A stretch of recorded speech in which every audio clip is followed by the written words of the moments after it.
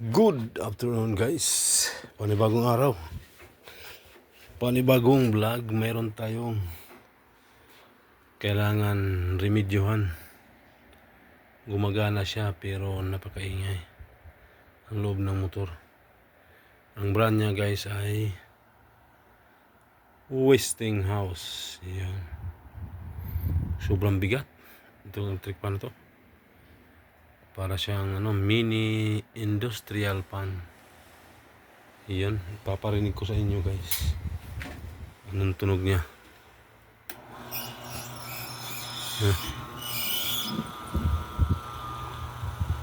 Loob. Ingay. You know. Condition yung motor niya pero may maingay.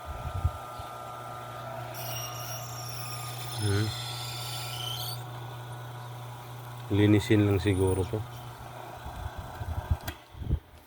Linisin o kaya langisin. Langisin ang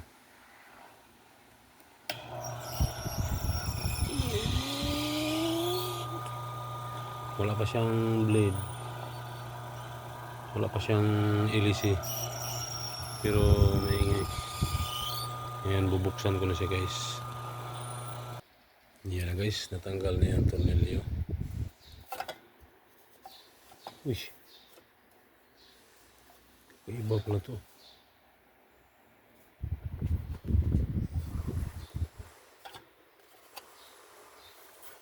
Naku. Sandali guys. Tumambad guys. Sus. Sobrang dumi. Di pa to kalumaan. Pero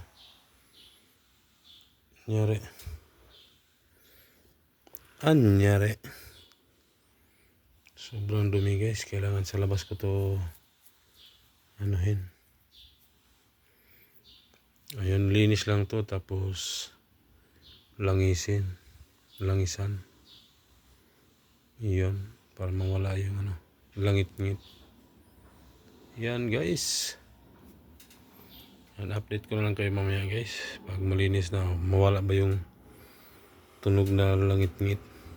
Yan o. Matindi. Wala pa yata itong 1 taon. Pero bakit nakakahigop siya ng ganun kadumi? Saan kaya nilagay ito? Matindi. Ingatan lang to, baka may mahatak. May mahatak na wire. Saan yung kapasitor nito? Ayun, ito pala. Ang laki ng kapasitor. Malakas to sa kurente. Ilang watts ba? 150. Wow. 150 watts. Yun o. Uy. Kalaki na kalagay, made in China. Sabay ganun. Lahat na talaga panahon ngayon, puro na China. Shout out by Inting. Ngayon pa lang ako nakabukas ng ganitong electric pan bay. Ang lupit, ang lakas. 150. Ano daw bili nito? Nasa 7,000. 7 ba yun? O 8? Nasa 8 ba yun? Yung isa. Laki. Serial number 72715-03723-7. Yan yung niya. D20. 20 yung niya guys, yung bilog. Yan. Yung niya. Yung pinaka ulo. 20. Parang siya. Parang ng gulong. Parang rim. Kaiba to to. Yan, linisin ko muna guys. Ito na guys, tumambad. Yan. mawala kaya ang tunog. Yun o. Sobrang dami. Bago lang daw to. Bago lang daw. Sabi ni Gara.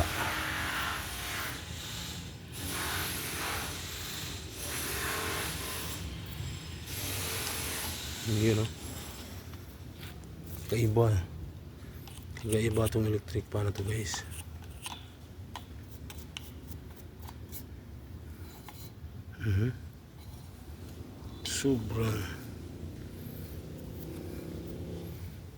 Sobrang daming dumi. Yan o.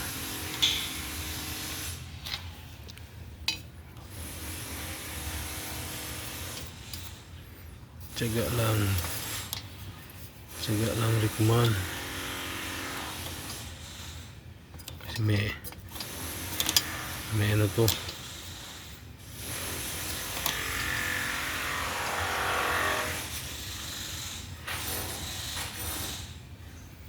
Okay. Grabe. Ang dumi rin.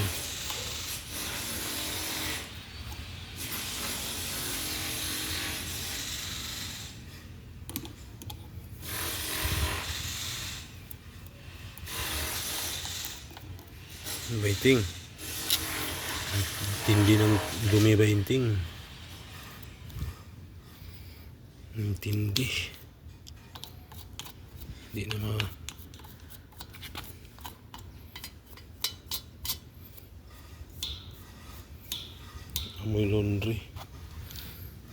amoy laundry.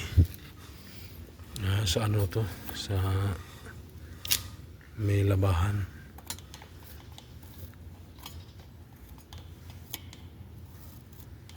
Ayan o. Baka makita ako na. Baka makita sa pulis. Guys, dugtong ko na lang para hindi hahaba ang ano. Yan na guys, kondisyon na. Mayroong kaunting tunog pero di na ganon ka ingay. Kondisyon na. Kanina talaga sobrang lakas. Ngayon medyo ano na. Nilangisan ko yung pinakaloob ng motor. Yung shafting. May counting ano siya pero grabe talaga ang dumi. Makita nyo guys. Bainting. Kaya nakagawa na ka na ng ganito ba yung kalaki. Mini industrial pan. Yun no, 150 watts. Parang gulong ng rim ng gulong yung ano niya, design. Yan guys, hanggang dito na lang. Salamat sa panonood. Meron na naman tayong na linis, nalangisan. Yeah. Thank you for watching. Ang ingay na.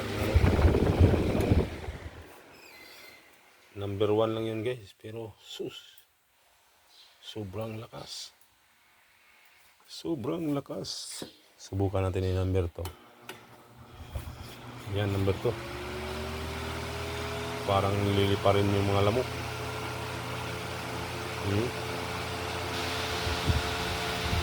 Nililiparin yung mga lamok. Grabe. Lakas ang kurente. Grabe. Sobrang lakas ng electric pan na to. Yan na guys, fully cover na siya. Nakaano na siya. Naka-tornilyo na lahat. Hinigpitan ko na rin lahat. Yung iba sa likod maluwag. Inayos ko pa. Yan guys, number 1. Yun o. Parang hinahabol.